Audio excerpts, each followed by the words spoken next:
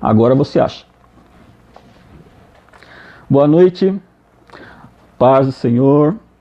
Como prometido, estamos aqui para conversar um pouquinho sobre a palavra de Deus, aquilo que nós temos paixão, que somos apaixonados e desejamos muito compreender as coisas para, enfim, caminhar de forma correta, coerente com aquilo que é a exigência de Deus para as nossas vidas. Estamos iniciando, eu quero, antes de mais nada, dar as boas-vindas para todos vocês e que esse momento de comunhão e essa troca de ideias entre nós possa ser uma troca de ideias bastante edificante para nós, não só para mim, mas como para vocês também.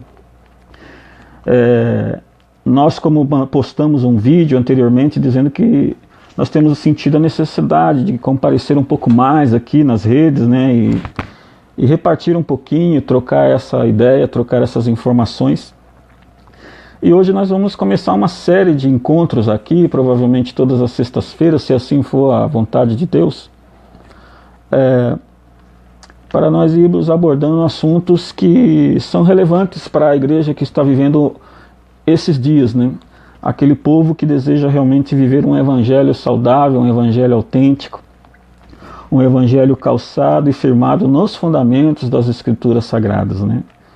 E nós temos visto aí muitas igrejas, muitos grupos surgindo e com muitos tipos de linguagem, e não cabe a nós aqui julgar ninguém, mas nós estamos falando apenas para aqueles que comungam da nossa forma de crer, da forma do nós caminharmos e da forma que nós conduzimos as coisas de Deus.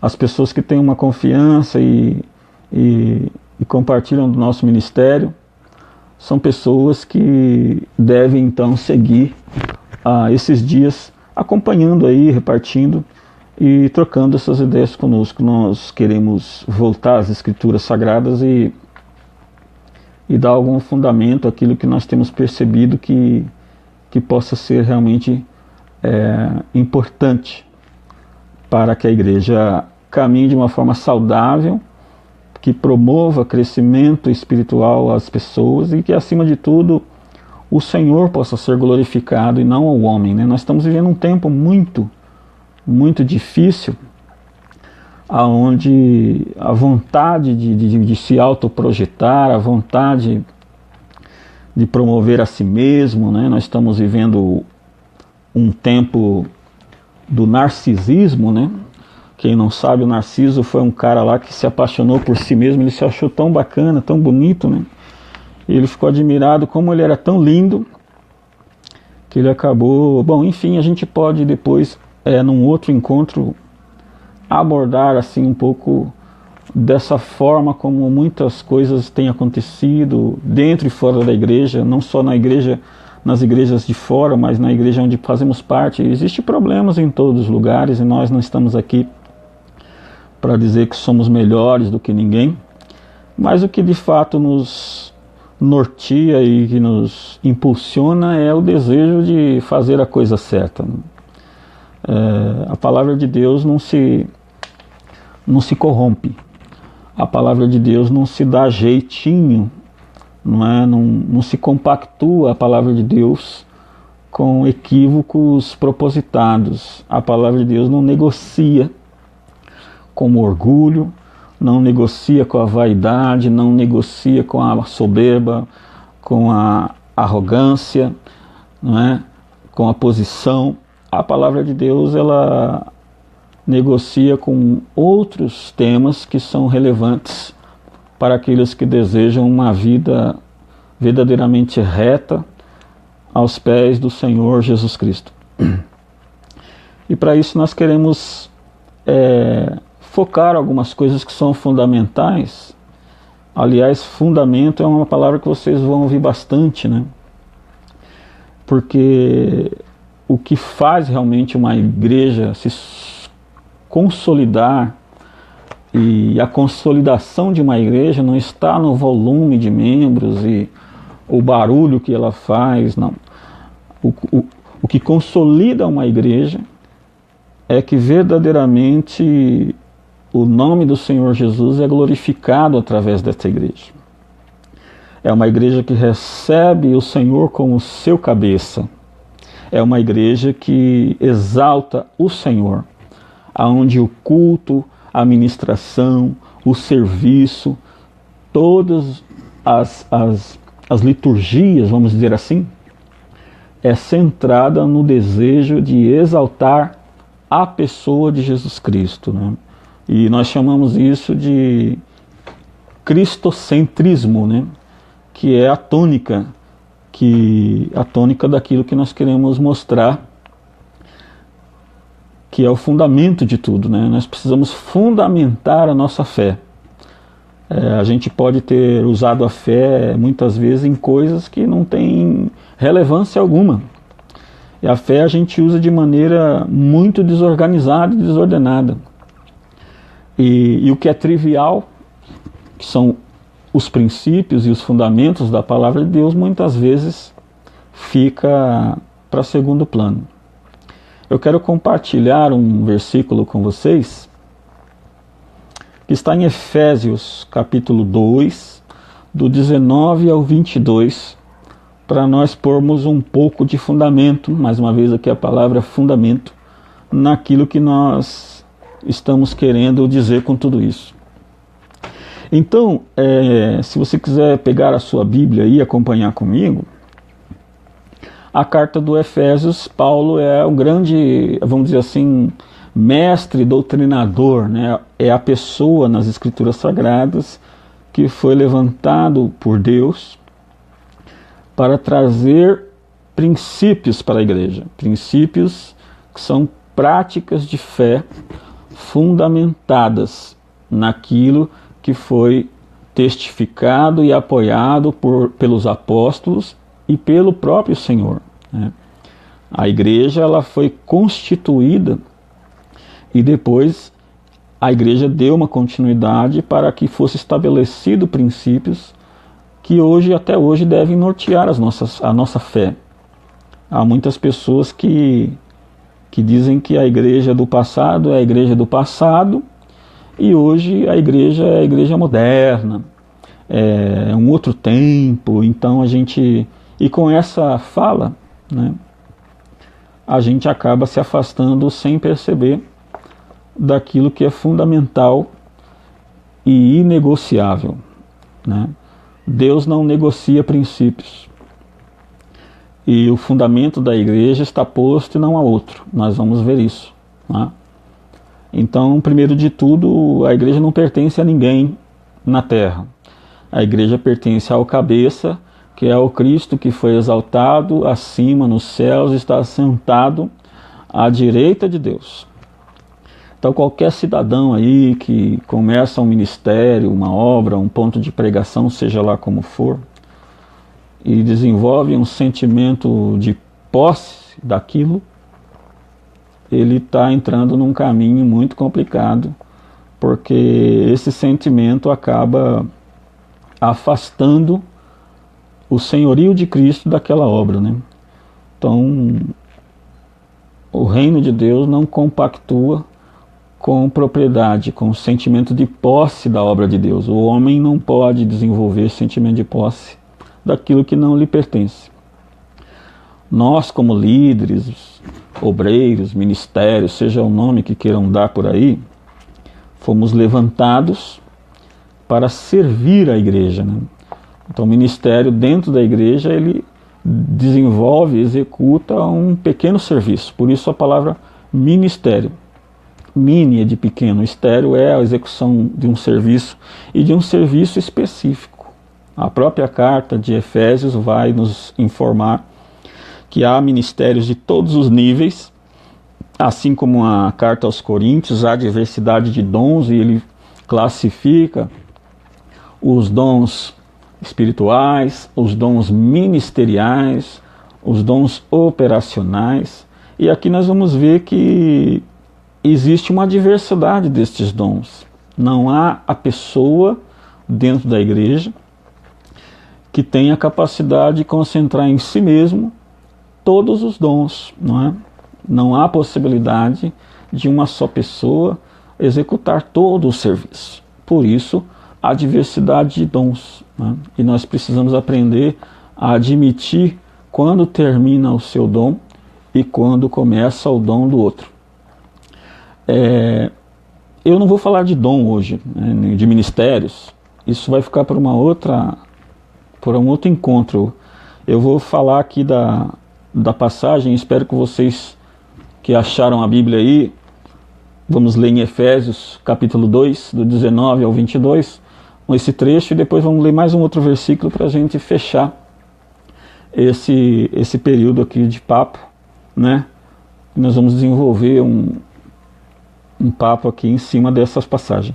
Então nós vamos pôr um fundamento aqui naquilo que nós estamos querendo dizer, para tratar desses temas que eu sinto, particularmente eu sinto, que a igreja está necessitando muito de trazer, de ter fundamento naquilo que faz. Aliás, a palavra fundamento dentro e fora da igreja, ela pode ter um sinônimo de legalidade, né? Legitimidade, né? Quando você está calçado de legalidade, por exemplo, um médico, ele precisa ter diploma, precisa ter especialização para poder executar uma tarefa, para ele poder atender um paciente, dar um bom diagnóstico, ou seja, ele precisa estar fundamentado em um campo de conhecimento, né? Um professor de matemática, enfim, em qualquer lugar que haja necessidade de um conhecimento específico, a gente pode determinar que esse conhecimento específico fundamenta, né, a execução do trabalho desse profissional. E na igreja não é diferente, né? Se nós queremos pastores calçados de conhecimento, com legitimidade, com autoridade principalmente, nós precisamos gerar pastores fundamentados na palavra de Deus, que manejam bem, como diz lá as Escrituras, que manejam bem a palavra da verdade. É um pré-requisito para um obreiro da casa do Senhor. Então vamos lá, Efésios capítulo 2, ele vai dizer para nós o seguinte: assim já não sois estrangeiros e peregrinos, mas concidadãos dos santos, e sois da família de Deus, edificados sobre o fundamento dos apóstolos e profetas, sendo Ele mesmo, Cristo Jesus, a pedra angular, na qual todo edifício bem ajustado cresce para santuário dedicado ao Senhor, no qual também vós juntamente estáis sendo edificados para a habitação de Deus no Espírito. Então, meus amados, aqui ele está mostrando que nós não somos mais estrangeiros, que chega, cai de paraquedas, como diz o jargão, né? E não sabe o que está acontecendo, né? No passado, Deus falava através dos profetas, Deus falava especificamente para o povo de Israel, e as outras nações, outros povos eram tidos como gentios. Gentios muitas vezes erravam sem saber nem por que estavam errando, porque eles eram estrangeiros da presença de Deus. Eles não sabiam quais as exigências, quais os critérios para ser recebido pelo Deus de Israel. Eles não tinham fundamento algum para executar fé, para exercitar fé. E aqui o apóstolo Paulo fala que nós não somos estrangeiros nem peregrinos, mas concidadãos dos santos. E somos da família de Deus, né? E aí a segunda parte ele fala assim: somos edificados sobre o fundamento dos apóstolos. O que vem a ser isso? Meus amados, não são os apóstolos que são o fundamento, né? O fundamento dos apóstolos é aquilo que os apóstolos se baseavam para seguir o caminho. Então, o texto próprio segue dizendo que ele mesmo é a pedra fundamental, a pedra angular, a pedra de esquina, a qual o edifício espiritual, que é a igreja, é edificado sobre ele. Jesus. Não é sobre Pedro, não é sobre Paulo, não é sobre nenhum homem de hoje, nem do passado, nem do presente.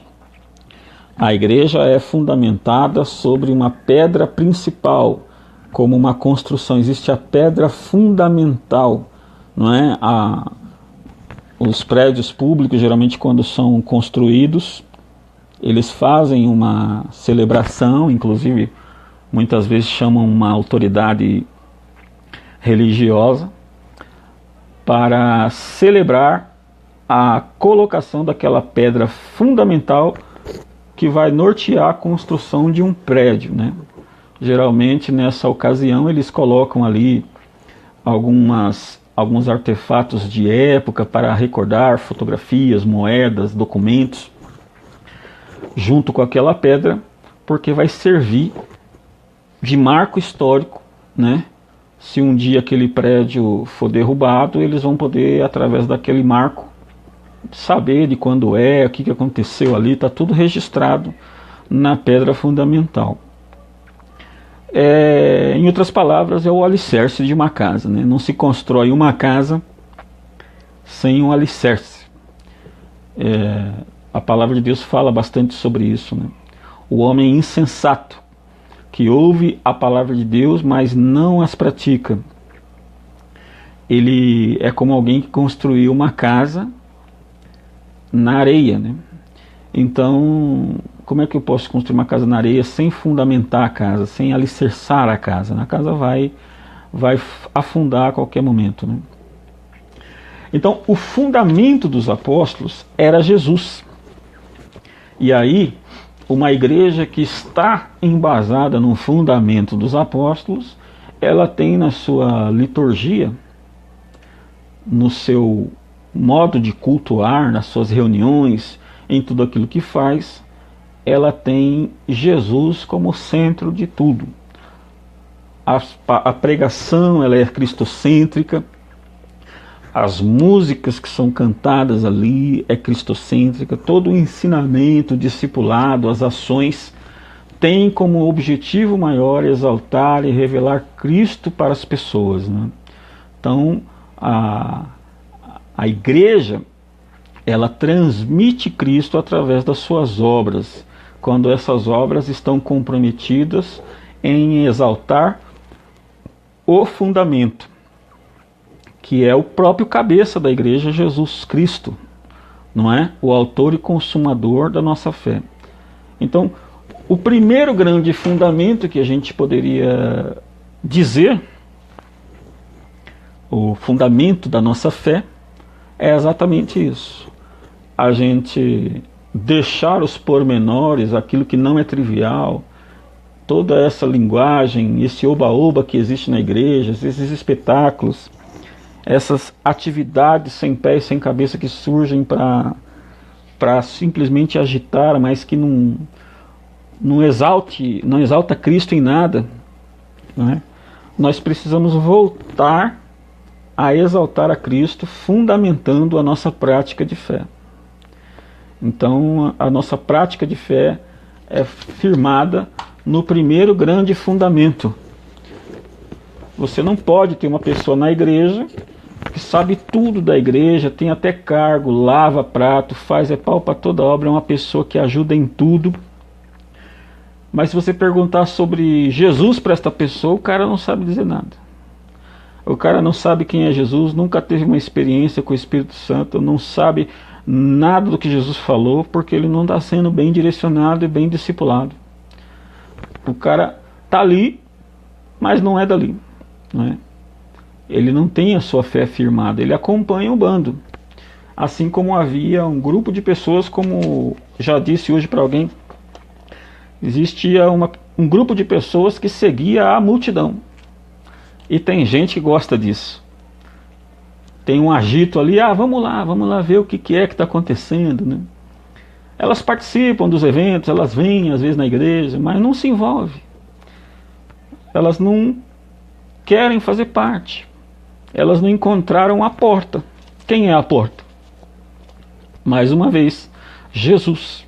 Não tem como ninguém entrar na igreja. Quando eu digo a igreja espiritual, não tem ninguém como fazer parte da igreja de Cristo sem passar pela porta. E passar pela porta requer deixar do lado de fora algumas coisas que será cobrada de você. Nós não podemos entrar no reino de Deus pela janela. As exigências do discipulado é para mim e para você.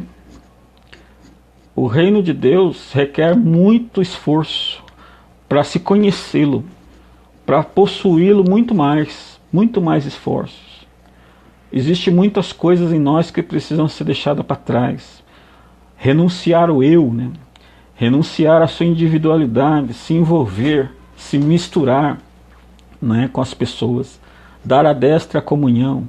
E a comunhão aqui entra como uma segunda parte importante nesse processo. A gente descobre que Jesus é a pedra a qual estamos firmados, é o nosso fundamento. Por isso que ele fala aqui assim, edificados sobre o fundamento dos apóstolos, sendo ele mesmo, Cristo Jesus, a pedra angular, na qual todo edifício é bem ajustado, cresce para santuário dedicado ao Senhor. Então, esse texto é maravilhoso, porque ele vai mostrar que quando uma igreja ela é fundamentada na perspectiva de exaltar a ninguém menos que Jesus, então tudo que fazemos como obra é para Deus, é dedicado, ele usa essa expressão no texto, dedicado ao Senhor. O que é uma dedicação? É quando eu ofereço a Ele tudo aquilo que sou, que tenho e que faço. Tudo aquilo que eu produzo, eu ofereço, eu dedico a Ele como expressão de louvor, como expressão do meu amor, como expressão da minha fé, como expressão da minha dedicação a Ele. Então, quando eu faço qualquer coisa e eu esqueço de fazer com esse sentimento de dedicação a Ele, é perigoso eu reter para mim a glória e usar as coisas que eu faço para brilhar um pouquinho, para projetar o meu próprio nome, para me tornar famoso nas redes sociais, para que as pessoas vejam o que eu estou fazendo. Hoje nós estamos vivendo um tempo muito pertinente a essas coisas. É um tempo onde as pessoas estão com uma necessidade muito grande de aparecer, de publicar a sua autoimagem, de buscar um certo lugar melhor ao sol no sentido de projeção, né? De querer se projetar de alguma forma. E no meio cristão não é diferente, né? As pessoas estão utilizando o evangelho muitas vezes para se autopromover, né? Colocando aí a sua marca, né? O seu modo de agir, o seu modo de fazer, publicando. Não que esteja errado você fazer um trabalho e publicar na internet, não é isso que esteja errado, não tem nada errado nisso no sentido de fazer. Mas é a motivação que é o problema, né? Com que coração você faz isso? Quando você esquece de pôr isso no altar de Deus.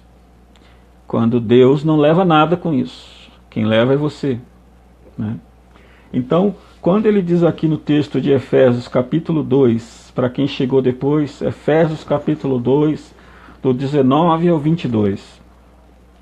Quando ele diz assim: Cristo é a pedra angular no qual todo edifício bem ajustado cresce para santuário dedicado ao Senhor. Aí, a última parte do texto diz assim: no qual também vós, juntamente estáis sendo edificados para a habitação de Deus no Espírito. Então, de acordo com o lugar onde você está sendo edificado, se é que está sendo, você está sendo preparado a cada dia para que Deus habite em você. Então, quando você congrega num lugar, a perspectiva é que esse lugar promova na sua vida um crescimento, aonde cada dia, a cada passo da sua caminhada, você vai se enchendo mais de Deus. Deus vai habitando em você e Deus vai aparecendo mais na sua vida. Como diz o profeta, é importante que ele cresça e que eu diminua, não é? Então, muitas vezes a gente esquece desse pequeno detalhe. As pessoas têm que ver Cristo ser transmitido através da minha vida. A minha vida tem que ser um altar que denuncia a presença de Deus onde quer que eu vá. Dentro de casa, no trabalho, na igreja, na rua.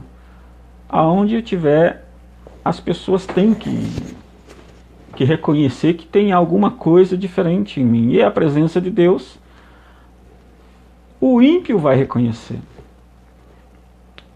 A presença de Deus na sua vida, o ímpio vai reconhecer. Assim como reconheceu na vida de Pedro. E olha que Pedro estava num momento de crise, né? Ele viu Jesus ali sendo preso, apanhou bastante, não é? Num dia como hoje, né? Numa Páscoa, inclusive.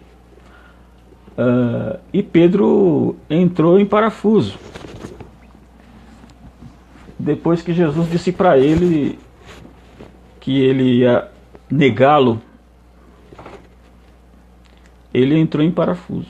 Então ele resolveu dar uma fugida, né? Fugir daquele ambiente pesado para ele, pesado na consciência, né? Por ter realmente caído em contradição e negado a Cristo.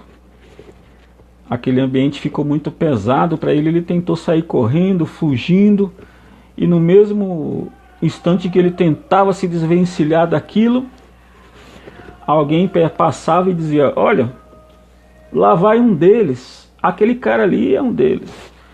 Ele parou numa... O Pedro, ele parou num lugar e havia um grupo de pessoas e uma pessoa olhou para ele e falou assim: ei, você não é um desses aí que segue o Nazareno? Aí Pedro disse: não, eu nem conheço esse cara aí não.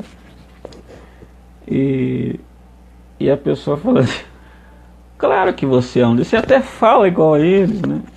Você é um deles sim.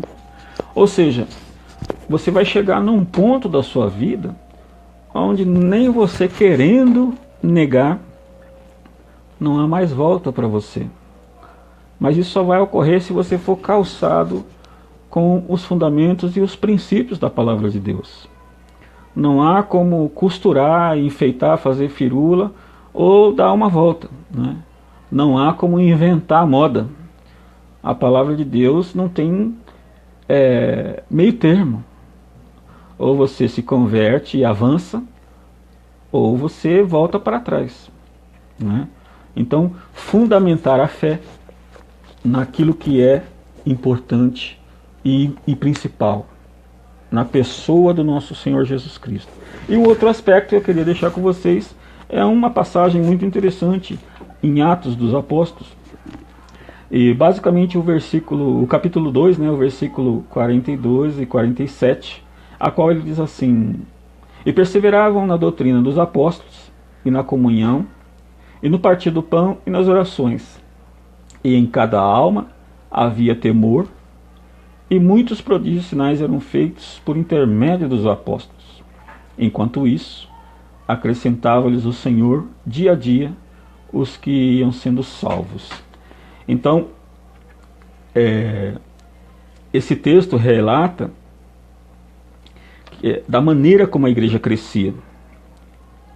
E crescia porque justamente eles perseveravam, eles eram determinados em andar na doutrina dos apóstolos, naquilo que foi ensinado pelos santos apóstolos.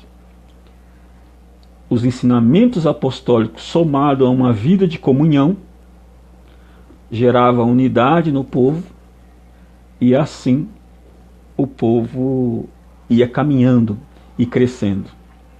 Esses elementos são elementos fundamentais para o crescimento não só da sua vida espiritual, mas como também para o crescimento da igreja.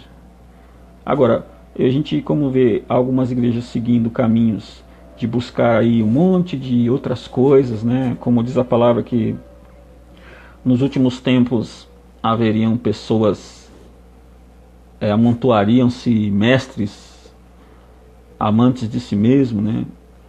Mestres segundo as suas próprias concupiscências, e queriam ensinar um monte de bobagem para as pessoas. Nós vemos isso está acontecendo. Isso está acontecendo, né? Quando nós saímos da palavra, saímos da unção, saímos da revelação e tentamos ir buscar fora outros tipos de conceitos na neurolinguística, técnicas de marketing, técnicas disso, daquilo ali, para tentar trazer para a igreja um formato retórico completamente profissional, mas sem unção, né? Uma linguagem onde transforma o orador num especialista na fala, né? São palavras persuasivas, né? Como diz a palavra, nós não temos que se preocupar com isso, porque o próprio apóstolo Paulo, em algum lugar, ele diz que a nossa pregação não consiste em palavras persuasivas, mas em demonstração de espírito e de poder. Se você está calçado e fundamentado na doutrina apostólica, naquilo que é bíblico, né? E depois então nós vamos ter que conversar um pouco o que é bíblico, o que não é bíblico, porque não basta só você ter um curso de teologia, não basta só você ler a Bíblia e eu vi lá na Bíblia está escrito. Existe toda uma questão semântica, existe toda uma questão hermenêutica, existe questões históricas, enfim, todo um trâmite teológico para se compreender as Escrituras. É por isso que a Bíblia estabeleceu mestres, é por isso que a Bíblia estabeleceu discipuladores, é por isso que a Bíblia tem pastores, na Bíblia tem evangelistas, na Bíblia tem apóstolos, na Bíblia tem profetas, né? Porque existem vários campos do saber, campos espirituais, campos de autoridade espiritual, aonde Deus, o próprio Deus, levantou pessoas que Ele mesmo concebeu dom de desenvolver nesses campos diversos, né? Então, ninguém procure ser aquilo que não é. Ninguém pode procurar ser aquilo que não foi chamado para ser. Tome muito cuidado. Então a gente precisa fundamentar nossa fé nisso. As pessoas precisam saber qual é a sua posição no corpo de Cristo. Qual é o seu chamado? Para que Deus me trouxe aqui? Qual é o meu chamado? Em que eu devo me apegar e me desenvolver mais na igreja? Qual vai ser aquilo que Deus tem para mim? Qual vai ser a proposta ministerial que Deus tem para a minha vida?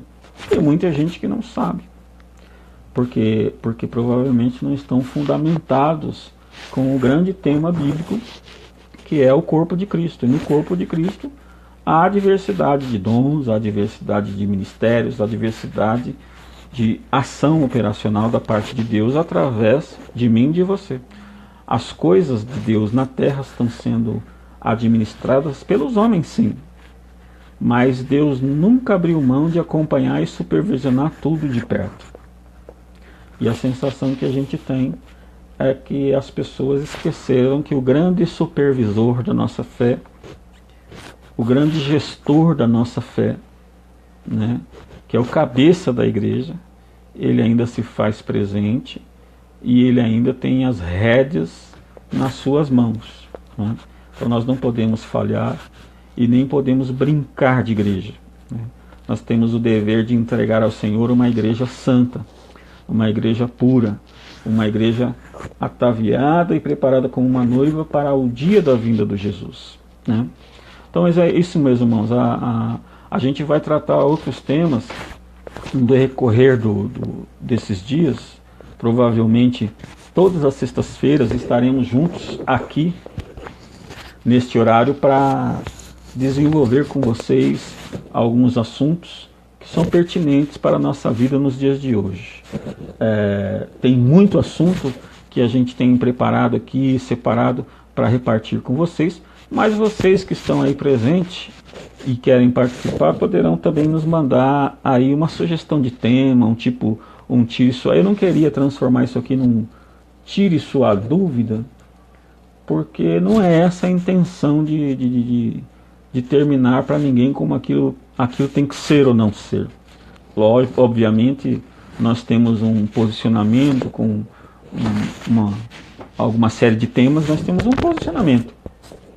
Mas isso precisa ser uma verdade no seu coração.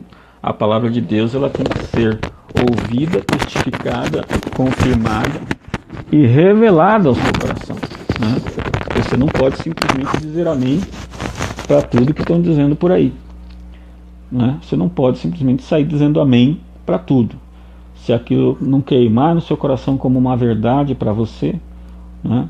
Então, hoje mesmo eu falava com o irmão assim, que algumas pessoas que se julgam saber tudo têm dificuldade de ouvir certos temas que ele desconhece, não é? Então eu dizia assim, se você tiver uma vida de 100 anos, ou tiver 2 vidas, ou tiver 7 vidas como um gato, ainda assim vai ser pouco para você tentar conhecer tudo da parte de Deus. Nós não vamos ter uma vida capaz de conhecer tudo, mas nós precisamos conhecer aquilo que é essencial, e este essencial tem que queimar e arder no nosso coração como uma verdade da parte de Deus, e isso vai calçar e fundamentar a sua prática de fé, não é? Então, por exemplo, quando uma pessoa busca debater demais a palavra em cima de um tema que ele discorda, nem sempre ele simplesmente discorda porque tem uma outra vertente, uma outra versão para o tema. Às vezes a pessoa discorda por não conhecer o assunto. E a gente tem esse tipo de atitude às vezes. A Bíblia tem mais de 8.000 assuntos. E eu não conheço todos os assuntos a fundo e nem domino todos os assuntos. Então, quando alguém vem com um assunto que eu ainda não passei por ele, não conheço profundamente, eu prefiro ficar calado e ouvir e ver se Deus consegue, através do Espírito Santo, testificar no meu coração se aquilo que está vindo da parte de Deus. Então, quando a pessoa desconhece um determinado assunto e ouve pela primeira vez, soa muitas vezes como uma heresia. E nem sempre é uma heresia, né? Às vezes é uma verdade, só que uma verdade que você ainda nunca ouviu. E às vezes causa um certo tipo de choque, muitas vezes quando essa mensagem vem quebrar e desconstruir um pouco dos conceitos que você tem na sua mente. As nossas faculdades mentais se confundem muitas vezes com as faculdades espirituais. É mais ou menos como um alimento, meu querido. Você pode fazer um curso de teologia muito bom, de nível universitário. Mas se você não digerir tudo aquilo e esperar com que essa gama de conhecimento saia do nível intelectual e mental e passe a produzir um fruto nas suas faculdades espirituais, você só acumulou um monte de conhecimento no seu intelecto. E isso não vai servir para nada. É como num nível orgânico, biológico, né? Você tem que comer comidas saudáveis e você tem primeiramente no prato algo consistente, sólido, não é? E quando você mastiga e vai digerir aquilo, o seu organismo vai fazer a pré-seleção e a seleção das substâncias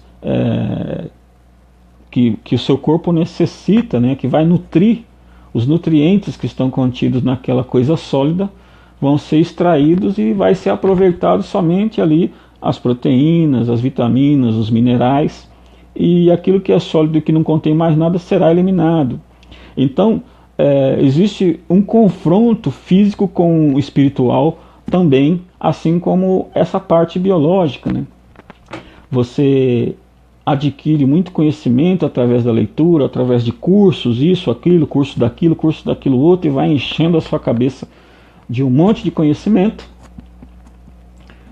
E pode chegar uma hora que você vai como o caminho de alguns que alguns estão tomando, que transformaram a teologia numa ciência exata. Os caras determinaram tudo numa caixinha quadradinha e eles ensinam a Bíblia como uma ciência exata. O que é mais ou menos o que não cabe dentro daquela caixinha não é de Deus. Os caras determinaram isso.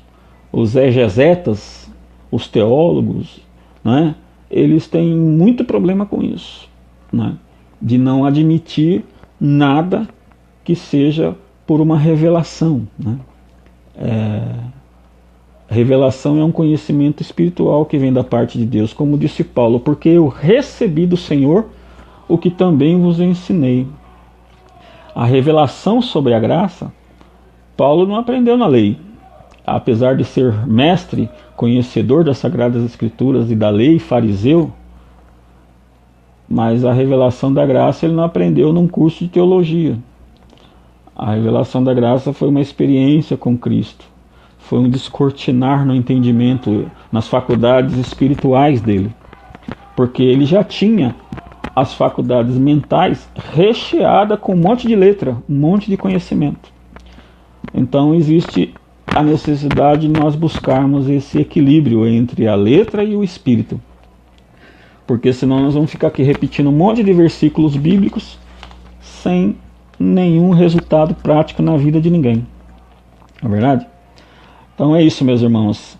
A chave aqui então no versículo 2 é que eles perseveravam na doutrina dos apóstolos. Então vamos buscar as Escrituras, vamos andar na palavra. Nós não precisamos de nenhuma técnica nova, de nenhum tipo de conhecimento oriental, de nenhuma estratégia de mentalização, de positivismo, de neurolinguística, eu não quero nem falar algumas palavras aqui agora, talvez mais para frente, para não chatear algumas pessoas que estão entrando por alguns caminhos que eu não gosto muito, que inclusive tentando trazer para dentro da igreja conceitos embasados nessas novas técnicas de comportamento, dinâmica, de grupo e de treinamento profissional e uma série de outras coisas que eu tenho absoluta certeza no meu coração, meu irmão, que pode ser muito bom para o campo profissional, não é? Mas a igreja ela não precisa dessas coisas. A igreja precisa voltar ao início, a prática do primeiro amor, a entrada da graça pela porta, e precisa se arrepender. Para ter uma experiência com Jesus, é preciso se curvar diante dele. Para a gente ir para cima, primeiro nós precisamos ir para baixo. Não tem outro jeito. O caminho da fé ele exige arrependimento. Sem o arrependimento, Deus não tem condições de substituir os equívocos que estão na sua vida pelas coisas novas que Ele tem a te oferecer. Sem você se despir do velho, dos seus velhos hábitos, dos seus velhos comportamentos, se você não reconhecer que aquilo tudo não serve mais para você, não há como o Senhor te oferecer ou te colocar num lugar novo, onde você vai adquirir novas qualidades, novas habilidades, um novo entendimento, uma nova relação com tudo e com todos. Então, vida transformada, vida ressurreta, requer estar firmado naquele que é a rocha, o fundamento da igreja. Nossa vida pessoal, nossa vida de comunhão na igreja tem que se tornar cristocêntrica. Por isso que eu já não canto certas músicas na igreja, por isso que eu já não gosto de ouvir certas mensagens que são apenas para arrancar aplausos, que são apenas para exaltar o pregador famosinho, então a gente tem que ir lá para aplaudir, prestigiar o cara. Irmão, se você tem ainda essa ideia de sair da igreja para ir prestigiar alguém que não seja o Senhor Jesus, então não vá, Estou sendo bastante honesto, não é? Não vá. Porque o único que é digno de adoração, de exaltação, o único que é digno de receber o seu prestígio, o seu aplauso, o seu louvor, é o Senhor. Então, essa coisa de ficar seguindo artistas famosos, vai vir ali num tal lugar, o famosinho isso, o famosinho aquilo, vamos lá fazer uma tietagem pro cara, vamos lá, porque na igreja tal vai vir... Irmão, se você ainda precisa dessas coisas, dá uma paradinha, senta e começa a se desfazer disso. Porque Deus não reparte sua glória com ninguém. No reino de Deus não existe ninguém famoso. No reino de Deus não existe ninguém bonzão. Não existe popstar, não existe estrela, não existe artista no reino de Deus. O único que deve ser digno de ser adorado e exaltado é Ele, nosso Senhor e Salvador Jesus Cristo. Então que Deus abençoe a cada um de vocês com essa mensagem de hoje. Eu vou ler aqui algumas postagens dos irmãos que estão presentes aí, né? Agradecer a presença de vocês, né? A Línia, está aqui a Línia Alexandre, a Thaís está aqui, estava aqui o José Fernandes. José, beijão aí para a família, José Fernandes, meu sobrinho. O Antônio Tonhão, abraço Tonhão. A Claudineia estava presente, não sei se ainda está. Edson Galego, meu xará, capoeirista, mestre capoeira. Enfim, tinha mais pessoas aqui, algumas pessoas já saíram. E teve um comentário aqui, como a Thaís falou, onde está o seu coração, aí está o seu tesouro. É isso mesmo, Thaís. Então, quando o nosso coração está direcionado para o lugar errado, nós vamos nos apegar àquilo. Aquilo passa a ser importante para nós. Os irmãos que tiveram problema aí com drogas, por exemplo, sabem bem o que eu estou falando. O coração da pessoa está naquilo. O problema não está só na droga. A droga não é em si o problema. O problema é que o seu coração se apega e é como uma idolatria. O vício é como uma idolatria. A pessoa põe o coração naquilo, ele acredita na cabeça dele que ele depende daquilo para ser feliz, para sobreviver, e é nisso que o vício pega a pessoa e amarra. A Thaís também escreveu aqui o confronto. Isso acontece muito quando Deus está desconstruindo crenças construídas ao longo da vida, mas que Ele quer te construir na verdade. Exatamente isso. Então a gente tem que saber que a chegar ao reino de Deus e lidar com os fundamentos e os princípios da palavra significa que nós vamos ser confrontados, porque nós chegamos diante de Deus com muitas ideias e conceitos formados, não é? E nós vamos ser confrontados pela palavra da verdade, pelos fundamentos apostólicos, pelos princípios divinos que devem transformar a nossa vida de dentro para fora. Porque a palavra fala lá em Hebreus que a palavra de Deus é mais afiada e penetrante, ela deve penetrar, ela deve rasgar, destrinchar você, expor você e tentar acessar lá dentro onde está o seu problema, que é no seu coração. Discernir a verdadeira motivação, a intenção do seu coração. É isso que a palavra verdadeira de Deus, a palavra genuína de Deus, tem que promover na sua vida. E a partir dessa espadada, essa punhalada que ela dá lá no seu íntimo, é que causa uma revolução de dentro para fora. E você começa a ter dor, a espernear, e começa a resmungar, mas você começa a perceber que tem algo acontecendo de bom em tudo isso, né? Alguns vão se rebelar. São aqueles que não têm característica de filho. Ainda a palavra em Hebreus também fala isso, né?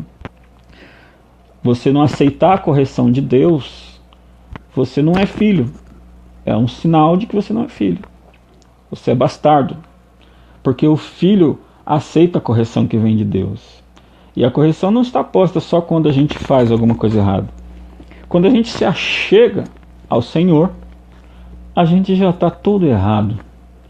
E aí a palavra inicial, que é se arrependa, se ela não for falada para você no primeiro dia, e você for recebido com beijos, com abraço, já for colocado logo num cargo para cuidar do banheiro, varrer a sala, cuidar dos... alguém sabe que você tem alguma habilidade, já bota você para trabalhar. Mas nunca te falou de arrependimento. Você é uma bomba relógio, meu irmão, dentro da igreja. A hora que você tiver a primeira frustração, você vai cair fora, porque você não passou pela porta. A porta de acesso para o reino é para o chão, para baixo, cara no pó, arrependido. E aí ele te levanta e te diz a frase básica: vem, bendito do meu Pai. Quando você se arrepende, você atinge o coração de Deus. O seu arrependimento toca o coração de Deus. E aí Deus te levanta e começa a reconstruir na sua vida tudo novo. Quando há arrependimento, alguns irmãos aí sabem muito bem do que eu estou falando. Já tentaram uma vez, caíram, já tentaram outra vez, caíram de novo, já tentaram outra vez, já tentaram inúmeras vezes e caíram, até que um momento, Senhor, chega, eu me arrependo de tudo isso, eu entendi agora. Agora eu entendi que está tudo errado e que eu preciso descer primeiro para depois subir. Eu preciso deixar o orgulho de lado, eu preciso deixar a soberba de lado, eu preciso fundamentar a minha fé. É disso que nós estamos falando. Fundamentar a fé na palavra de Deus. E a palavra de Deus, quando no seu início na nossa vida começa a entrar, ela vai causar realmente um dissabor, uma coisa que não é muito agradável. Por isso a nossa preocupação do Evangelho, a qualidade do Evangelho que está sendo pregada por aí nesses dias. Ok, meus irmãos? Deus abençoe a cada um de vocês. Nós vamos encerrar essa transmissão e convidar vocês aí que chegaram mais tarde, que assista depois no canal aí, ou na minha página aí, o vídeo vai estar gravado, eu vou deixar aí público e aberto, para quem quiser depois, mais tarde, ouvir com calma aí e mastigar melhor. E se quiser fazer alguma pergunta depois, no próprio chat do vídeo, se quiser deixar algum comentário, faça isso. Que Deus abençoe a cada um de vocês. Obrigado pela presença de todos. Um beijo no coração. E se Deus quiser, a gente se encontra novamente na próxima sexta-feira. Amém? Deus abençoe.